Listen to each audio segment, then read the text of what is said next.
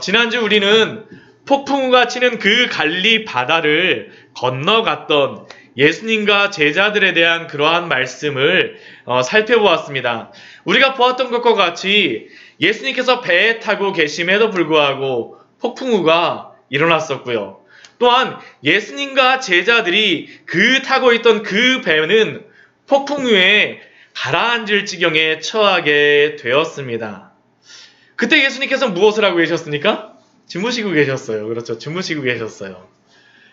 예수님이 이렇게 주무시고 계셨던 것은 예수님이 우리와 동일한 인성을 지니고 계시는 것을 우리에게 알려주시는 겁니다. 한낮의 그 사역에 예수님의 육체는 지치셨기에 쉼이 필요하셨습니다. 그래서 그 폭풍우가 치는 그 바다 가운데에서도 주무실 수밖에 없었습니다. 그러나 예수님께서 이렇게 주무셨던 것은 단순히 피곤하셔서만 주무신 것은 아니었습니다.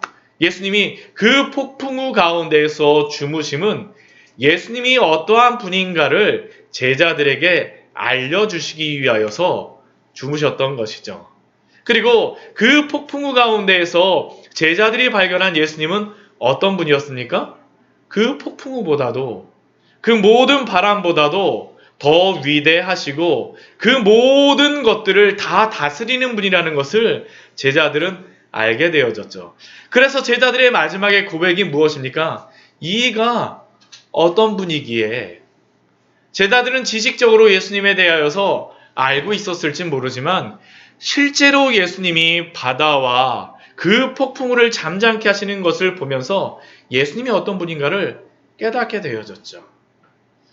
우리가 예수님이 어떤 분인가를 그래서 아는 것이 너무나도 중요합니다. 산상수훈 말씀 이후로 다 나오는 이 10가지의 그러한 이적들이 나오는데 이것은 다른 것이 아닙니다.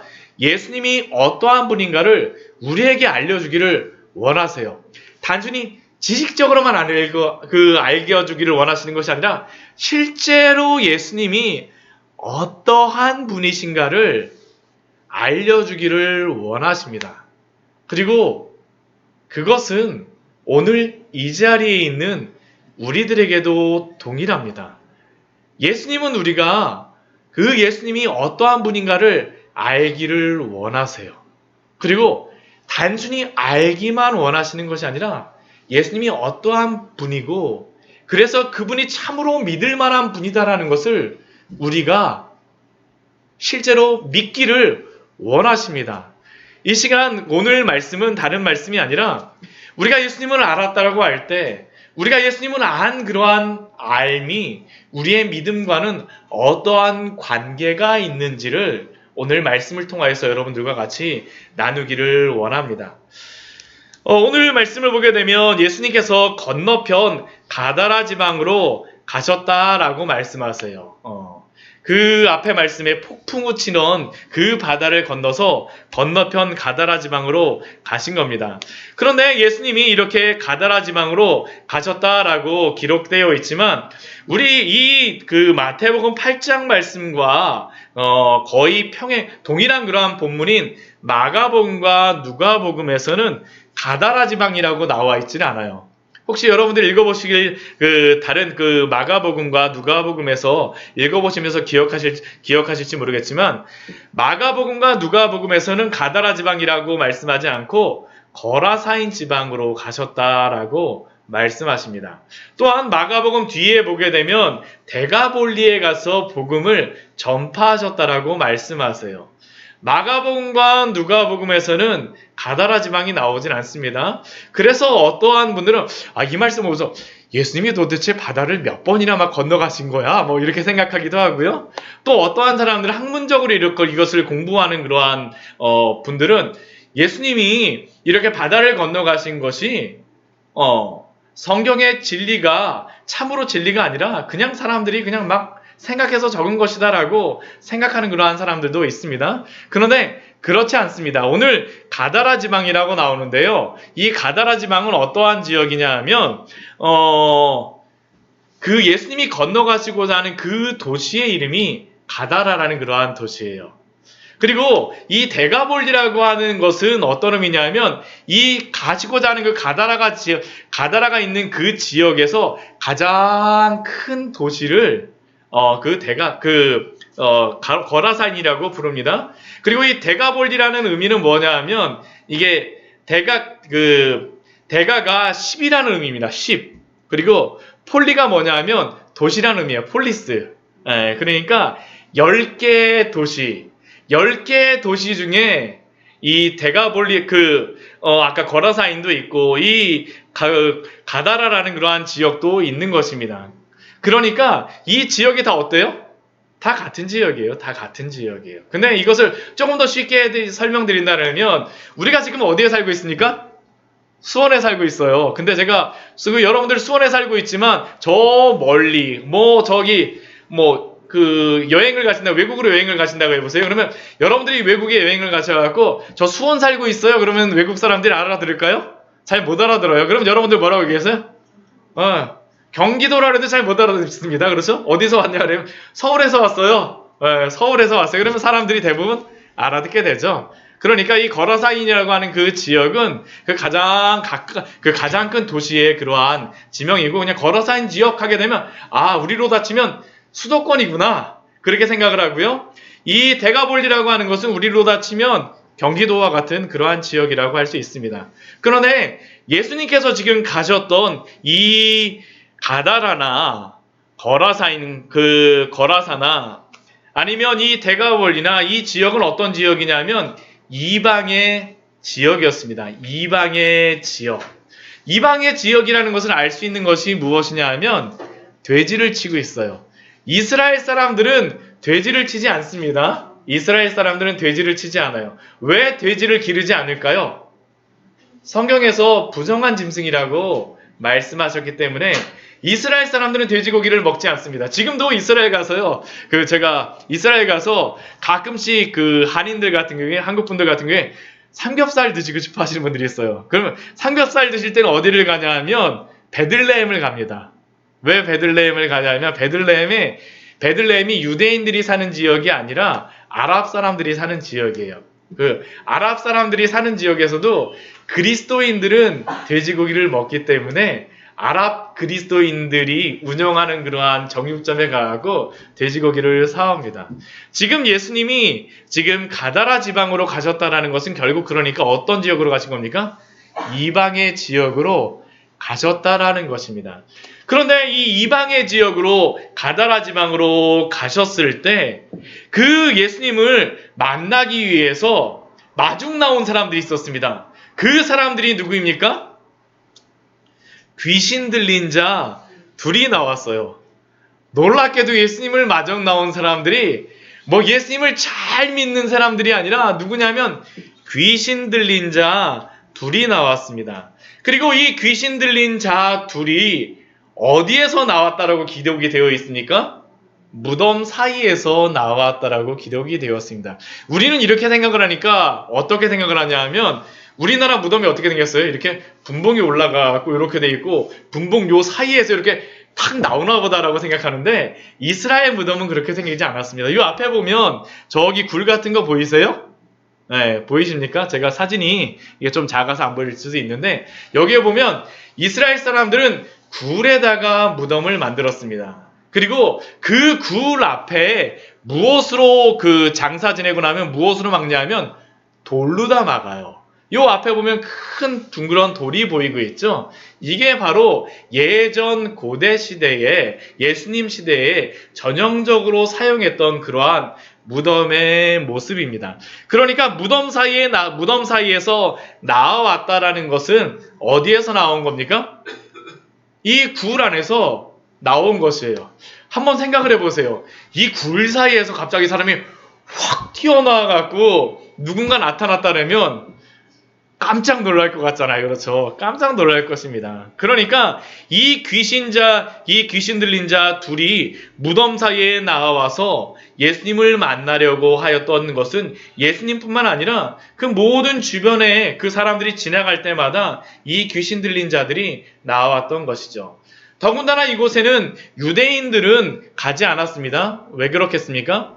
이방 지역에다가 더군다나 여기에 귀신 들린 자들이 무덤 사이에서 나왔다라고 하니까 이 귀신 들린 자 무덤 사이에서 나온 사람과 접촉하게 되면 어떻게 될까요? 부정한 사람으로 성경에서는 말하고 있습니다. 우리가 레위기 말씀이라던가 민수기 말씀, 오늘 아마 이따가 오후 성경 공부서부터 저희가 이제 다시 성경 지리를 공부하게 될 텐데요. 민수기 말씀에도 보게 되면 죽은 사람을 만지게 되면 구약 성경에서는 부정해진다라고 말씀합니다. 그래서 우리가 여리고로 가다가 강도 만났던 사람들 있잖아요. 강도 만났던 사람들 중에 레위인하고 제사장이 그냥 옆으로 지나가 버려요. 근데 왜 지나가는지 아세요? 그게 두려워서도 그럴 수 있지만 더 중요한 이유는 무엇이었었냐 하면 레위인과 제사장이 그 사람이 죽은 자처럼 되어 있었기 때문에 죽은 자를 만지면 어떻게 돼요? 부정하게 되기 때문에 아마 레위인과 제사장이 그쪽으로 지나갔다는 얘기는 어떠한 종교적인 의식을 치르기 위해서 갔을 가능성이 굉장히 높습니다. 근데 부정하게 되면 사람들과 접촉을 할 수가 없어요. 그러다 보니까 그냥 지나가 버린 겁니다. 지금 여기에 귀신이 나와서 이렇게 예수님을 만나는 이유는 무엇이겠습니까? 예수님 보러 사실은 오지 말라라는 의미가 여기에 있어요. 나는 부정한 사람이에요. 나는 이런 사람이에요 하고 예수님 오지 못하게 하죠. 더군다나 이 귀신 들린 자 둘은 어떻게 묘사하고 있냐면 그들은 몹시 사나워서 아무도 그 길로 지나갈 수 없었다라고 기록하고 있습니다.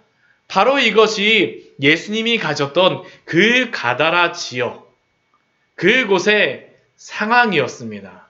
이게 영적인 상황이었었고 그 지역의 상황이었었죠.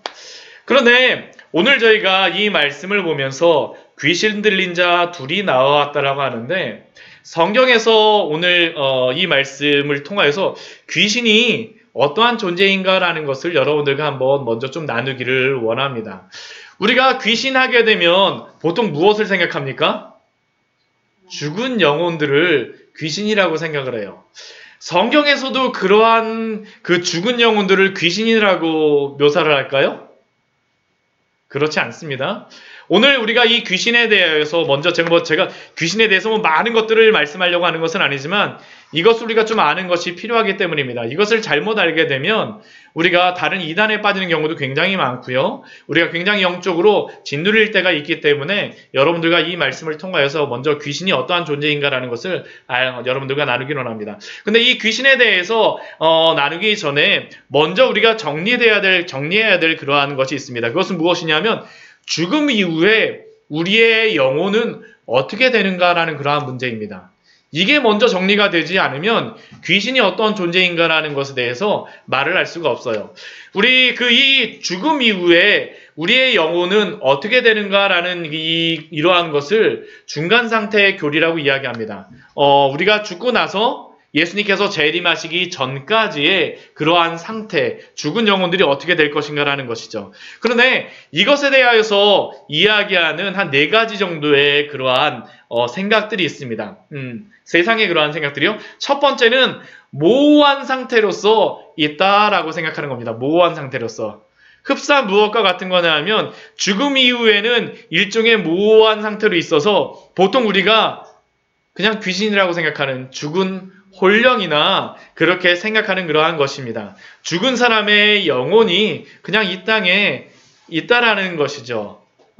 그래서 우리나라도 이러한 문화의 것이 있기 때문에 어떻습니까?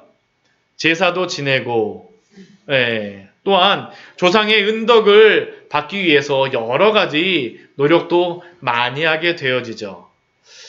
그런데 성경에서는 이러한 것들에 대하여서 근거를 발견할 수가 없습니다. 성경에서는 죽은 이후의 영혼이 이 땅에 그냥 다닌다라고 말씀하지를 않아요.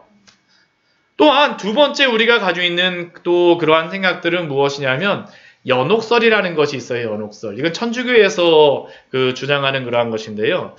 그 천주교에서는 연옥설을 이야기하는데 사람이 죽게 되면 그 죽은 사람이 죄를 가지고 있지 않습니까? 그러면 그 죄를 가진 그러한 영혼들이 어디에 가냐 하면 연옥이라는 데에 가서 자신의 죄를 정화하는 시간을 갖는다라는 것이에요. 그러다 보니까 이 연옥설 때문에 나온 것이 무엇이었었냐면 면죄부라던가 여러 가지 공로 사상들이 천주교에서 나오는 것입니다. 이게 다 연옥설 때문에 나오는 것이에요. 근데 성경에서 연옥설에 대해서 말씀할까요? 말씀하지 않습니다. 성경적인 근거가 없어요. 그러니까 연옥설은 맞지 않다는 겁니다. 세 번째 또 그 주장하는 것이 무엇이냐 하면 영혼 수면설이 있습니다. 죽게 되면 영혼이 잠든다라는 것이에요. 잠든다라는 것이에요. 영혼이 잠들어서 예수님이 오실 때까지 어떻게 되는 걸까요? 잠들어서 있다가 예수님이 오시게 되면 벌떡 일어나갖고 자명종 울리는 거하고 똑같습니다. 뭐 저 같은 경우에 평소에 한 4시 몇 분에 이렇게 딱 그 새벽 예배 나오게 되는 거 맞춰놓는데 삑 울리면 딱 일어나는 것처럼 예수님 오시게 되면 어떻게 돼요? 막 자명종 울리는 것처럼 딱 일어나갖고 그때 예수님 오셨네 하고서 이렇게 딱 천국에 예수님 맞으러 가는 것으로 생각하는 것입니다. 그러나 이 영혼 수면설에 대하여서도 우리가 성경에서 그렇게 기록된 것처럼 보이는 것도 있어요. 우리 어떤 회당장에 딸이 죽었을 때 잠자고 있다. 나사로도 잠자라고 있다라고 우리가 하기 때문에 그렇게 우리가 생각을 하지만 그런데 그것은 어떠한 비유적인 표현일 뿐은 영혼이 잠들지는 않습니다. 우리가 그것을 알 수 있는 그러한 말씀이 무엇이냐면 누가복음 23장 43절에 보면 예수님께서 이렇게 말씀했어요. 우리 같이 한번 찾아볼까요? 네. 누가복음 23장 43절입니다.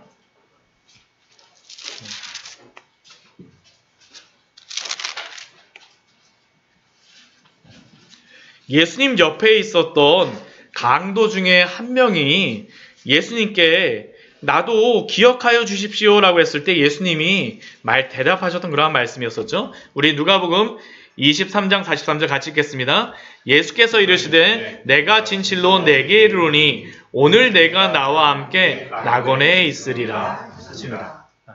지금 그렇다라는 의미는 무엇입니까? 이 강도가 잠들어 있는 건가요? 잠들어 있지 않습니다. 예수님께서 분명히 말씀하셨어요. 영혼의 수면설이 아니라 예수님과 함께 낙원에 있으리라, 깨어 있으리라라는 것입니다. 그렇기 때문에 이 영혼 수면설이라는 것도 성경적이지 않습니다. 또 한 가지의 그러한 주장이 무엇이냐면 영혼 멸절설이라는 그러한 것이 있어요. 영혼 멸절설. 이것은 어떤 주장이냐 하면 죄를 지은 사람들은 영혼이 완전히 없어져 버린다라는 것이고요. 예수님을 잘 믿고 구원받은 사람들은 어떻게 될까요? 천국에 간다는 것입니다. 낙원에 예수님과 함께 있다는 것이죠. 그러니까 이거는 조건부 멸절설이라고도 이야기를 해요. 죄를 지은 사람들은 영혼이 멸절될 것이다라는 그러한 것. 그런데 이것을 주장한 이유가 있습니다. 왜 이것을 주장하였었냐 하면 우리가 예수님을 믿지 않는 사람들이 영원히 지옥에서 형벌을 받는다라면 그것처럼 무서운 게 어디 있어요. 그렇죠. 사랑의 하나님이 절대 그러실 수가 없다라는 그러한 생각들 때문에 이러한 영혼 멸절설을 주장을 합니다. 그런데 이 영혼 멸절설은 또한 성경적인 근거를 발견할 수가 없어요. 발견할 수가 없습니다. 그렇다면 성경적인 것은 무엇이겠습니까? 성경에서는 무엇이라고 말씀하냐 하면 그 사람이 죽으면 즉시로 사람의 영혼은 낙원이나 혹은 음부로 간다라고 말씀하세요. 이것을 누가 말씀하여 주셨냐면 예수님께서 말씀하십니다. 예수님께서 직접 말씀하여 주세요.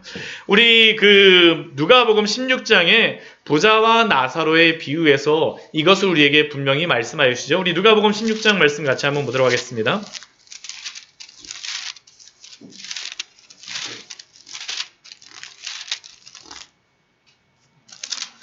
누가복음 16장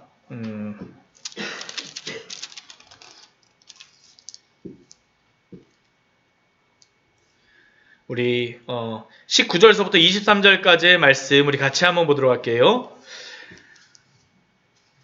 한 부자가 있어 자색 옷과 고운 베옷을 입고 날마다 호화롭게 즐기더라. 그런데 나사로라 이름하는 한 거지가 헌데투성이로 그의 대문 앞에 버려진 채 그 부자의 상에서 떨어지는 것으로 배불리려 하매 심지어 개들이 와서 그 헌데를 핥더라. 이에 그 거지가 죽어 천사들에게 받들려 아브라함의 품에 들어가고 부자도 죽어 장사되매 그가 음부에서 고통 중에 눈을 들어 멀리 아브라함과 그의 품에 있는 나사로를 보고. 오늘 이 말씀을 보니까 우리가 알 수 있는 것이 무엇입니까? 우리가 죽은 이후에 우리의 영혼은 낙원에 가거나 아니면 음부에 간다는 것을 우리가 분명히 알 수 있죠. 그러나 우리의 육신은 어떻습니까? 이 땅에 거하고 있습니다. 우리가 그 부활을 한다라고 할 때 그 부활은 무엇을 의미하는 걸까요? 그것은 우리의 영혼만 부활을 하는 것이 아니라 우리의 몸도 부활을 하는 것을 성경에서는 말하고 있습니다. 우리의 영혼뿐만 아니라 우리의 몸도 부활함으로 말미암아 하나님의 그 심판대 앞에 서게 되어질 것이죠. 그렇다면 이 오늘 말씀에 나오는 귀신은 그러면 어떠한 존재이겠습니까? 제가 이렇게 성경적인 그러한 근거를 가지고 말씀드리니까 영혼이 이 땅에 있지는 않아요. 죽은 영혼들은 음부나 아니면 낙원에 있습니다. 그렇다면 이 귀신들은 어떠한 존재이겠습니까? 다른 것이 아닙니다. 타락한 천사들이 바로 귀신들입니다. 성경에서는 타락한 천사들을 귀신으로 말씀하고 있어요. 먼저 이 귀신들의 통치자가 있습니다. 그 통치자가 누구입니까? 사탄이나 마귀라고 말합니다. 사탄의 의미는 적대자로서, 참소하는 자로서 그 의미를 가지고요. 이 사탄이라고 하는 존재는 하나님에 대하여서 배역하고 적대하는 존재가 바로 이 사탄입니다. 그런데 이 사탄이 하나님에 대하여서 반역하고 나올 때 혼자만 나오지 않아요. 또 누가 같이 나오냐면 같이 그것에 동조하였던 천사들이 있습니다. 이것을 우리 요한계시록 12장 4절 말씀에는 이렇게 말씀하고 있어요. 우리 요한계시록 12장 4절 말씀을 같이 한번 보도록 하겠습니다.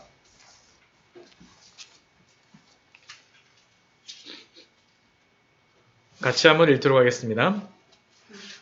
같이 읽을게요. 그 꼬리가 하늘의 별 3분의 1을 끌어다가 땅에 던지더라. 용이 해산하려는 여자 앞에서 그가 해산하면 그 아이를 삼키고자 하더니.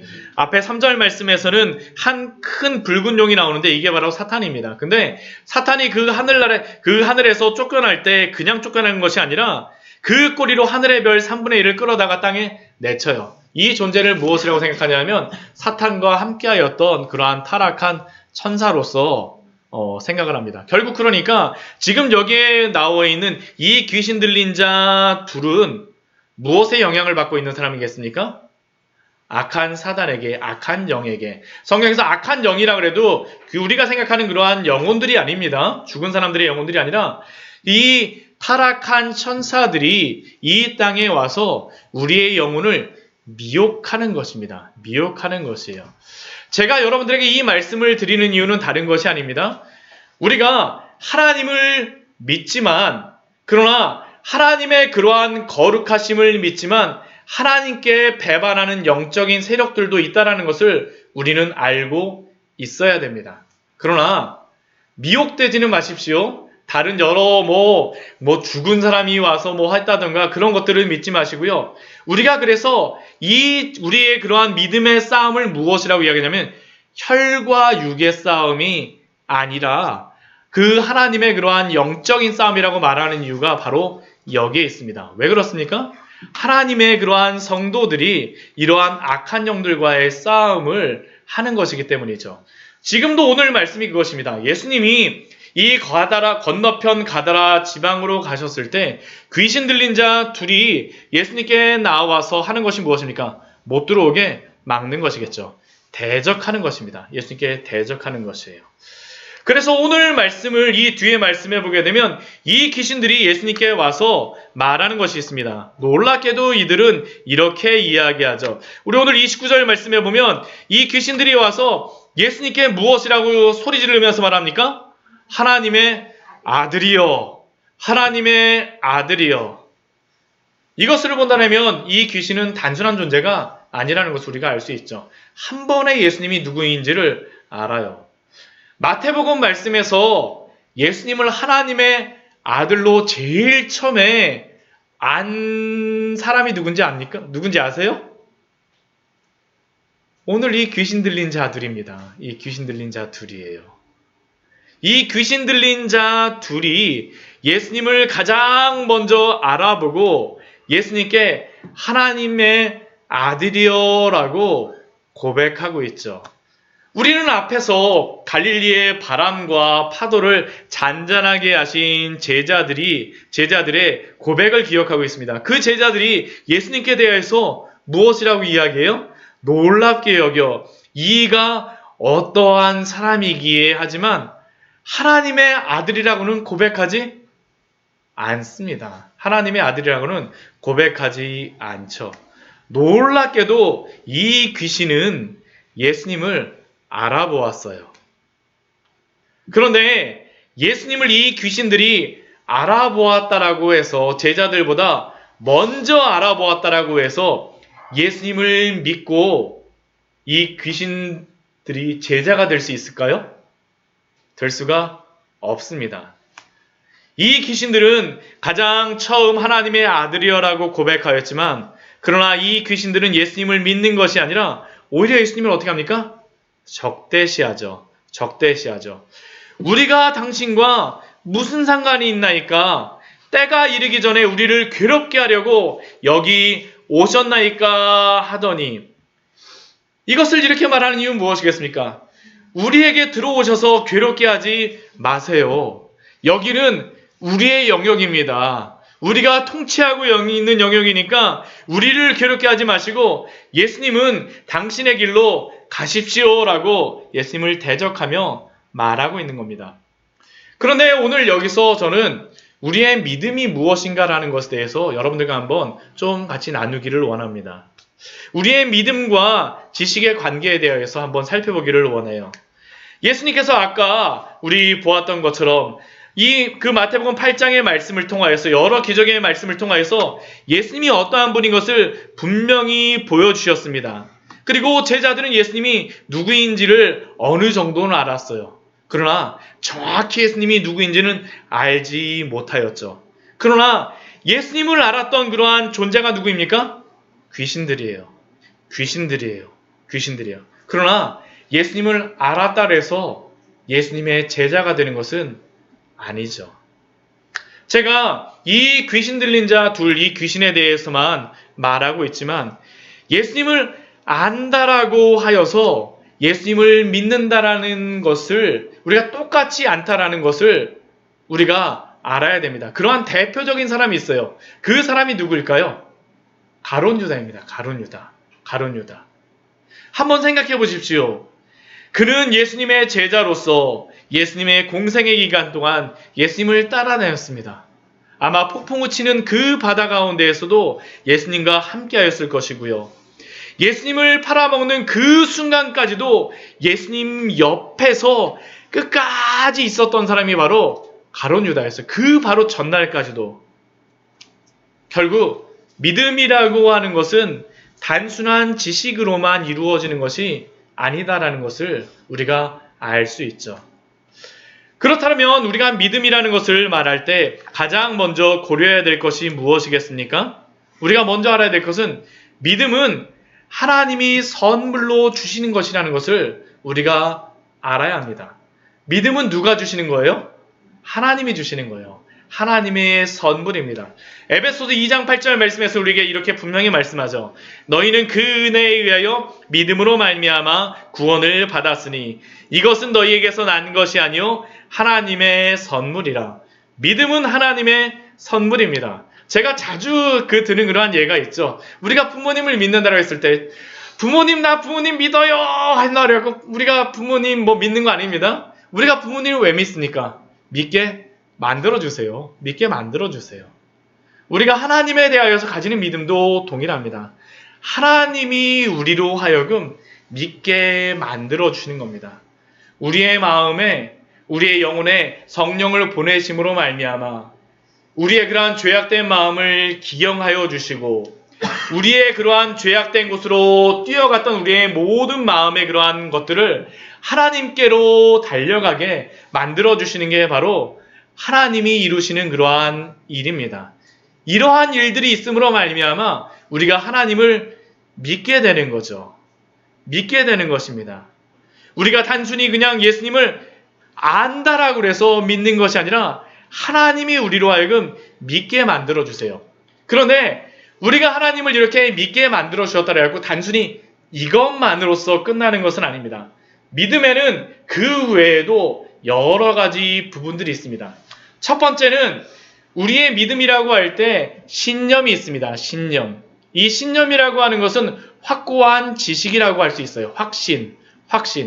우리가 예수님을 믿을 때 예수님에 대한 지식이 확고해야 되겠죠. 신념이 있어야 돼요. 예수님에 대한. 우리가 믿는다라고 하는 것은 항상 신념이 있는 것입니다. 우리가 믿는다라고 하는데 신념 없이 믿을 수가 없어요. 그런데 신념으로만 믿음이 충분할까요? 그렇지가 않습니다. 신념이라고 하는 것은 우리의 그러한 마음의 그러한 것일 수는 있겠지만 이 신념 믿음 안에는 무엇이냐면 신뢰가 있습니다. 신뢰. 의지하는 것이 있어요. 우리의 감정적으로나 의지적으로 하나님을 의지하고 예수님을 의지하는 그러한 신뢰가 있습니다. 우리가 의지하게 돼요. 의지하게 되는 것들. 또한 우리가 예수님을 믿는다라고 할 때에는 이 안에는 또 무엇까지 있는 거냐면 우리가 예수님을 신뢰하게 되면 헌신도 우리의 마음속에 일어나게 되어집니다. 믿는다라고 하게 되면 단순히 입술로만 고백하는 것이 아니라 헌신된 것도 우리의 삶 속에 드러납니다. 이 믿음을 설명하는 좋은 예가 있습니다. 무엇이냐면 어떠한 사람이 한 예입니다.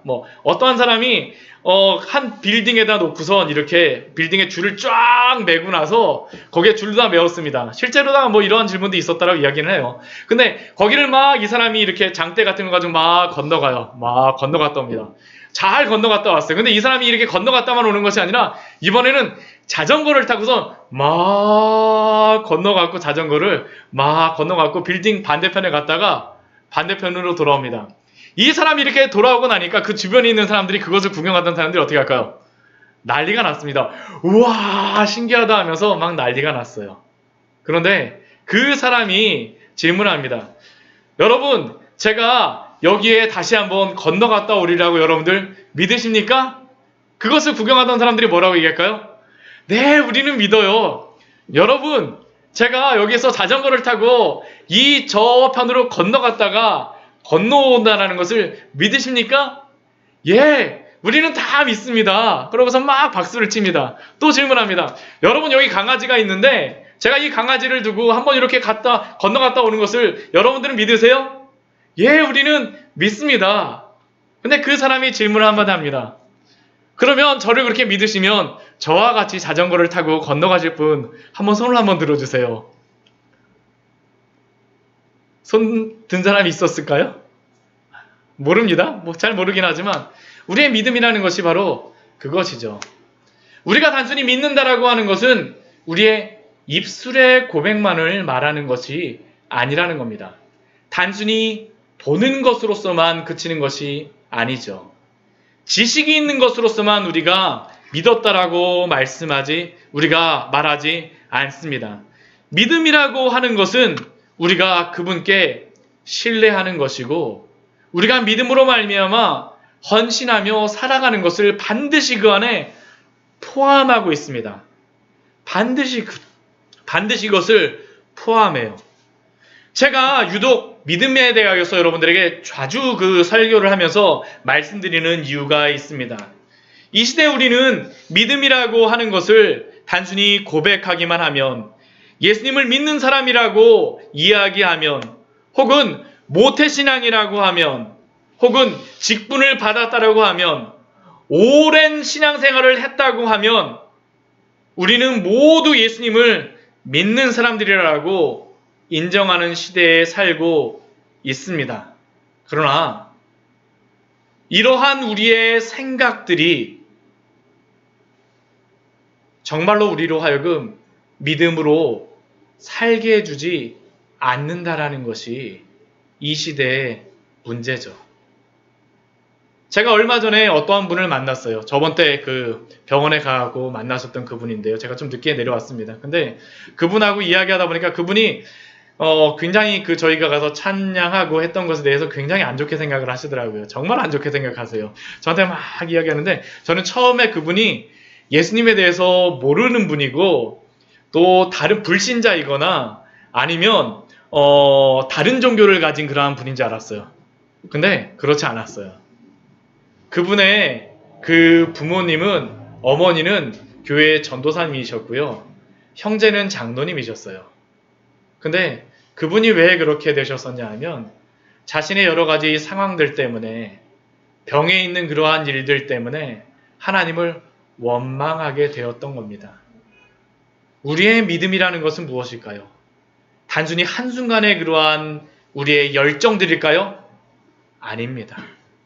우리의 믿음이라고 하는 것은 우리로 하여금 끝까지 믿고 따라가게 하는 것이 바로 믿음입니다. 여러분들은 이 믿음을 가지고 계십니까? 정말 우리가 이 믿음을 가지지 않는다면 언제 넘어질지 몰라요. 오늘 이 귀신을 통하여서 우리에게 말씀하시는 것은 분명합니다. 예수님이 누구인지를 알려주세요. 그러나 단순히 지식으로만 예수님을 믿었다라고 생각하지 마십시오. 여러분들 마음 깊은 곳에서 예수님을 신뢰하시기 바랍니다. 예수님께 헌신하시기 바랍니다. 이게 참된 믿음입니다. 그런데 이 귀신들이 예수님께 왔을 때에, 예수님을 만났을 때 이들은 예수님께 한 가지 부탁을 합니다. 무엇을 부탁을 해요?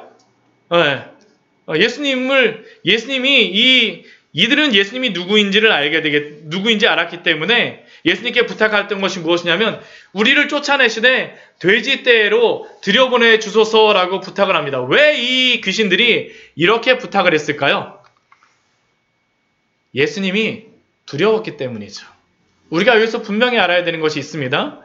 물론 귀신이 이러한 세력이 있습니다. 힘도 강합니다. 그러나 이 귀신보다 더 강하신 분이 누구입니까? 예수 그리스도입니다. 오늘 말씀에서 알려주시는 것이 바로 그것입니다. 예수님께서는 단순히 파도와 바람과 이 자연 만물만 다스리시는 분이 아니라 무엇까지 다스리세요?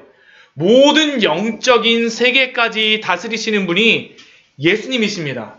혹시 여러분들 영적으로 눌리시는 분들 있습니까? 예수님께 기도하세요. 혹시 영적으로 여러 가지 두려운 마음들 가지신 분들이 있습니까? 예수님께 기도하십시오. 왜요? 예수님은 영적인 그러한 모든 악한 것들까지 다 물리치는 분이 누구십니까? 예수님이시기 때문입니다. 그런데 이 돼지들이, 이 귀신들이 돼지떼로 들어가고 나서 하는 일이 있습니다. 무엇입니까? 예수님께 도망가고자 해서 이 돼지떼로 들어가지만 이 돼지떼로 가고 나서 이 돼지떼가 어디로다 갑자기 달려갑니까? 네, 바다로다 달려가요. 바다로다 달려가게 되어집니다. 여기 돼지 같은 경우에는 이 앞발이 짧아갖고 밑으로나 내려가는 게 굉장히 힘들대요. 그러니까 내리 달아간다라는 게 돼지의 그러한 본성에서는 거의 불가능한 일입니다. 돼지는 항상 올라가는 것에 익숙한 그러한 짐승이에요. 근데 돼지가 어때요?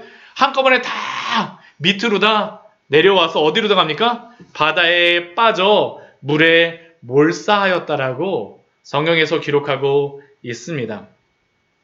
왜 이렇게 귀신이 돼지를 다 바다로 다 빠지게 할까요? 다른 게 아닙니다. 다른 게 아니에요. 이 귀신이 사람들로 하여금 예수님을 믿지 못하게 하기 위하여서입니다. 오늘 한번 우리 33절, 34절 말씀을 보게 되면 이러한 일을 많은 사람들이 봤어요. 이 놀라운 기적이죠. 돼지가 막 바다로 다 빠져갖고 놀라운 기적이에요. 그래서 또 어떻게 됩니까? 귀신 들렸던 사람은 온전하게 되어졌습니다. 그런데 이것을 보았던 이 돼지를 치던 사람들이 시내로 가서 이 모든 일들을 그 시내에 살던 모든 사람들에게 알렸어요. 그러니까 온 시내 사람들이 어떻게 하냐면 예수님을 보기 위해서 막 달려오기 시작합니다. 예수님을 보기 위해서 달려와요. 정말 그런 일이 있어? 근데 이 사람들이 달려와서 예수님께 간절히 간구합니다. 무엇을 간구하나요? 예수님이 떠나시기를 간구합니다. 예수님이 기적을 행하셨음에도 불구하고 이 사람들은 예수님이 떠나기를 간구해요. 우리들 가운데 이런 분들이 있으면, 하나님, 제가 믿음이 없어서요, 예수님이 내 꿈속에 한 번만 나타나 주시면 제가 예수님 정말 잘 믿을 텐데요. 근데 오늘 말씀 한번 잘 보십시오. 이 사람들은 예수님을 어떻게 돼요? 직접 보았어요. 예수님이 행하신 기적도 보았습니다. 근데 이 사람들은 예수님을 믿었나요? 아니요. 어떻게 됩니까? 오히려 예수님이 떠나기를 간구합니다. 왜 그랬을까요? 예수님보다 돼지떼가 더 귀했기 때문이죠. 예수님이 여기에 더 오래 계시면 어떻게 될까요? 돼지떼뿐만 아니라 양떼도 다 그냥 강물에 바다에 빠질 판국이고 소떼도 다 바다에 빠질 판국이니까 예수님께 어떻게 하는 거예요? 가시기를 간구하는 것입니다. 사랑하는 성도 여러분, 사단이 행하는 것이 바로 이것입니다. 우리가 믿음에서 떠나게 할 때 그 떠나게 하는 방법이 무엇일까요? 예수님보다 이 세상의 것이 더 귀중하게 여겨지게 만들죠. 우리 마태복음 13장 말씀해 보게 되면 천국 비유가 나옵니다. 그 천국 비유에는 4가지 밭에 대해서 말씀을 하고 있어요. 이 길가밭도 있고 돌짝밭도 있고 가시떨기 밭도 있고 좋은 밭도 있습니다. 근데 마태복음 13장 22절 우리 뒤에 한번 우리 볼까요? 마태복음 13장 22절 말씀에 보게 되면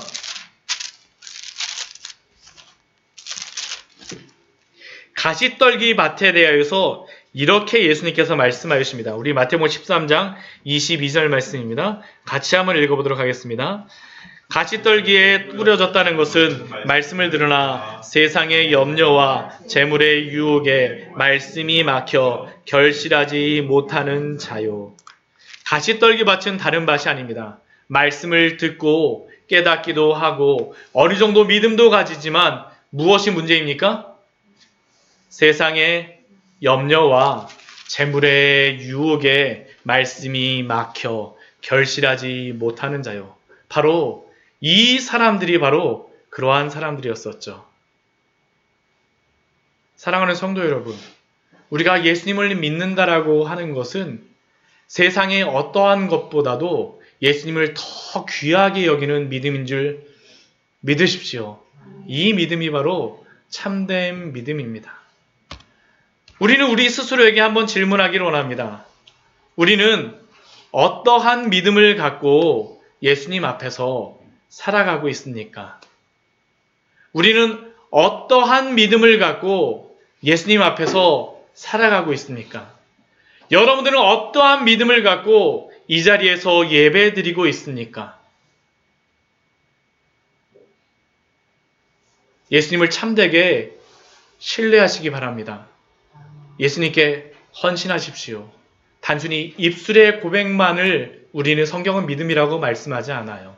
단순히 강한 확신만을 가졌다고 해서 믿음이라고 말씀하지 않습니다. 예수님께 온전히 다 내어 맡기시는 우리 귀한 성도님들 되시기를 축원합니다. 그리고 또한 이 세상의 것보다 예수님을 더욱더 귀하게 여기십시오. 예수님이 가장 귀한 분이세요. 아까 우리가 찬양했었죠. 주 예수보다도 귀한 것은 없네. 찬송만 100번 부르는 것이 중요한 것이 아니라 주 예수 그리스도가 이 세상보다도 더 귀한 것임을 알아. 이 한 주도 우리 믿음으로 살아가시는 우리 귀한 성도님들 되시기를 축원합니다. 같이 기도하도록 하겠습니다. 우리 같이 기도하며 나아갈